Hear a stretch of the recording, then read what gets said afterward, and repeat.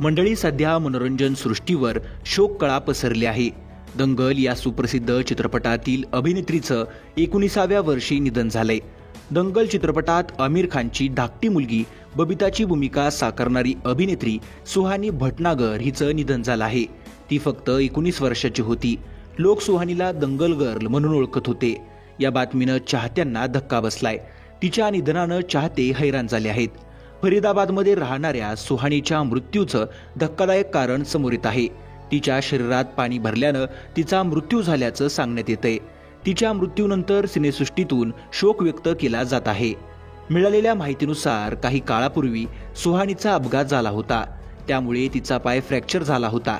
सुहानीनं उपचारासाठी घेतलेल्या औषधाचे असे दुष्परिणाम झाले की तिच्या शरीरात हळूहळू पाणी साचलं.